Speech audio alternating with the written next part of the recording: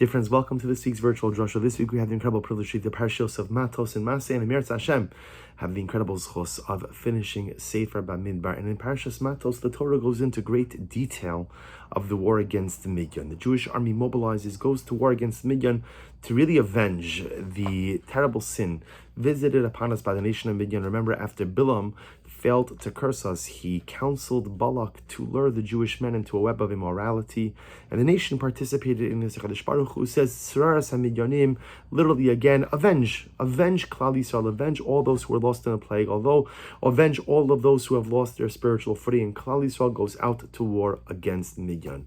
We are successful, wildly successful, and part of that success was the accumulation of incredible wealth.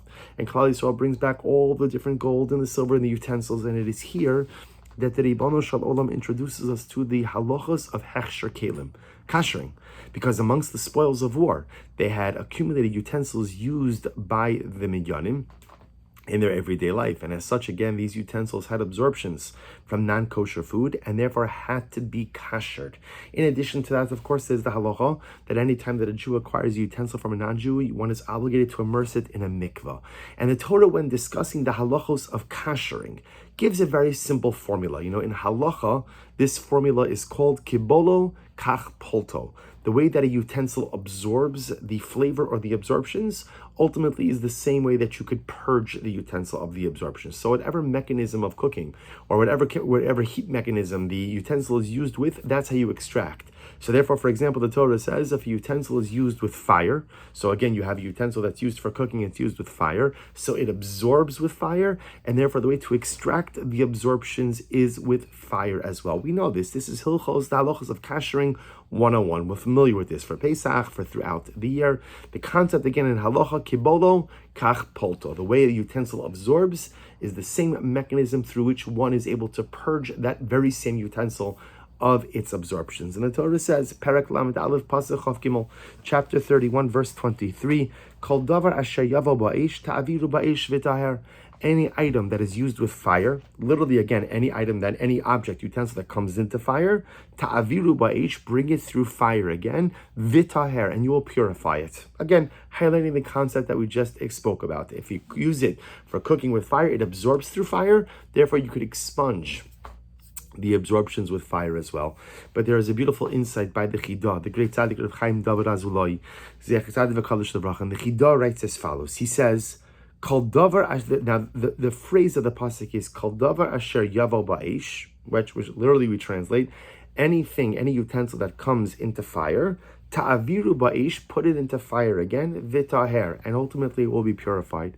And the Chidah has a magnificent insight. The Chidah writes, Kol davar asher yavo ba'esh. What does it mean when it says any item? Kol davar, any item asher yavo, that comes with fire. He says this refers to the Yetzer Hara. The Yetzer Hara, the evil inclination, the internal self-sabotaging mechanisms of man. You know, so often when we sin, we don't just sin, right? We don't just sin like, it's interesting. A lot of times in life, I do things lethargically or kind of half-hearted. It is interesting to note that whenever it comes to Averos, there's a lot of Hislavos, there's a lot of Zrizlos, there's a lot of excitement. Rarely does a person sin half-heartedly, or rarely does a person sin lethargically. Says the Chidah, Kol davar asher yavo ba'esh. That thing, that davar, that always comes with fire, that always comes with passion, that always comes with excitement, that's the Yetzer Hara, says the Chidah.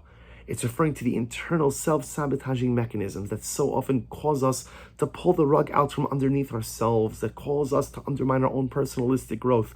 Kol davar, that thing, that Yetzer Hara, asher yavo ba'esh, that always comes with incredible fire, with incredible passion, with incredible zeal, with incredible alacrity. What do I do about it? How do I combat my Yetzer Hara? No, Chavra, isn't this the $1 million question? I'm struggling with the Yetzer Hara day in and day out, and so many of us, it's not just one Yetzer Hara I'm struggling with. I'm struggling with so many different things, often all at the same time. The davar, the Yetzer Hara, it doesn't just come at me, but it comes at me ba'esh, with fire, with excitement, with intensity. And I want to resist it. I want to overcome it. I want to somehow keep it in its place, even if I can't fully conquer it. How do I do that? And the Chidah says, look at the last part of the pasuk. Ta'aviru ba'esh v'taher. Take the fire of the Yetzer Hara. Take the intensity of the Yetzer Hara and bring it into another fire. And what's the other fire? What's the other fire, says the Chidah? Ta'aviru oso ba'ish shel Torah. Take the fire of the Yetzer Hara and bring it into the fire of Torah. And if you're able to do that, vitaher, then you will be able to lead a life of purity. Then you'll be able to not necessarily, vanquish and not necessarily destroy the Yetzer Hara, but you'll be able to subdue it. So the Chidah teaching us that embedded in this pasuk, which just seemingly talks about the halachos of kashering utensils, is a pasuk that addresses the fundamental core struggle of life, called davar asheya. I'm always struggling with the davar. I'm always struggling with Yetzer Hara. And it's not just enough that I struggle with Yetzer Hara. Yetzer Hara comes at me full force, ba'ish, with fire. So Chidah says, but Torah Baruch Hu says, okay, I created the Yetzer Hara and I'll tell you how to deal with it. Ta'aviru ba'ish. Take that fire of the Yetzer Hara, bring it into the fire of Torah, vitaher, and you'll be purified. And I think what the Chidah is teaching us is a profound idea. In general, there are two different ways in which we have the ability to tackle sin. We have the ability to tackle hate. So sin generally never just occurs. Sin is the result of a whole variety of preceding acts. And some of them are maybe even relatively innocuous or not necessarily inherently sinful. But after enough time of engaging in the wrong acts, the wrong decisions, again, even if the individual things are themselves not harmful, it culminates in hate. So this part of the process of tshuva, part of the process of dealing with the Yetzer Hara, is understanding, how did I get here, right? So I look at the hate. So all too often, all we do is we look at the sin itself. We don't look at how we got here. How did I get to this point? How did I make this mistake? Let me unravel this and understand all of the precipitating circumstances that led me to this result of hate. There's introspection. There's understanding, why did I do this? Why did I feel the need to do this? What's lacking in my life that I needed to sin? In other words, when I sin, it's because I'm trying to fill a void. I'm trying to give myself something. Like the Gemara says, "Ein adam chote v'lo." Person doesn't sin if there's not some kind of benefit for them. So obviously, if I'm sinning, I think I'm going to get something out of it. Is there something missing in my life? Is there some emptiness? So there's the process of tshuva that occurs through introspection. But there's another model of tshuva. And the other model of tshuva is that a person says, you know what? Maybe I'm not ready for the introspection. Maybe I'm not ready to go through that entire previously outlined process. But yet I want to turn my life around. There's another model. The other model is infuse your life with so much good that the Yetzer Hara, that the davar, is unable to exist. Create a personality of holiness.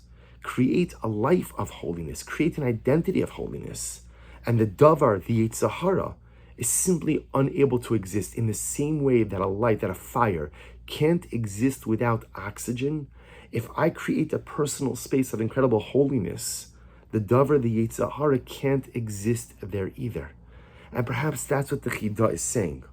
Kol davar asher yavo ba'esh. If I'm struggling with that davar, with that Yetzer Hara, and not just struggling with the Yetzer Hara, but struggling with the Yetzer Hara that comes at me with fire, with excitement, with zeal, all guns blazing.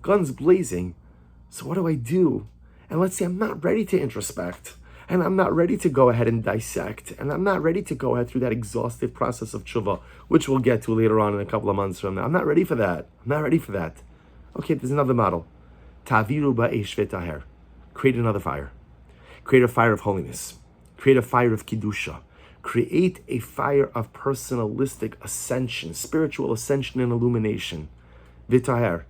And you'll become purified from the negative fire of the davar, the Yetzer Hara. Create a life of holiness, and that prevents the Yetzer Hara from gaining incredible fire-like traction. Two different models. The Mishnah in Pirkei Avos, in the 5th chapter, discusses the 10 miracles that occurred in the Beis HaMikdash. And one of those miracles was, the Mishnah says, "V'lo haya zvuv bebeis metachim." There was never a fly in the slaughter area of the Beis HaMikdash. A lot of animals were slaughtered in the Beis HaMikdash. And one would think, again, where there's all those liquids, bodily fluids, and blood, okay, you get the point. There'd be flies everywhere. No flies. Rabbi Yisrael Meir Lau, in his parish on Pirkei Avos, says something so beautiful. He explains that the fly, the zvuv, he says, represents the Yetzer Hara. And the idea is that the Yetzer Hara can't exist in a Beis HaMikdash. Meaning, when you create an atmosphere of holiness, the Zvuv, the fly of the Yetzer Hara, the davar of the Yetzer Hara, cannot go ahead and exist. And perhaps that's our avoda during these days. In these days, when we mourn that which we have lost, we mourn the absence of a Beis HaMikdash. So what do I do with that? In general, it's so hard for us to relate to this time of year. It's so hard for us to relate to the 9 days, to the 3 weeks, to Rosh Chodesh Av, to Tisha B'Av, and of course, again, this year with the tragedies of October 7th of Simchas Torah and the continuing war, we'll be able to relate to Churban in a different contemporary way. But from a historical perspective, it's difficult sometimes to connect to a Beis HaMikdash.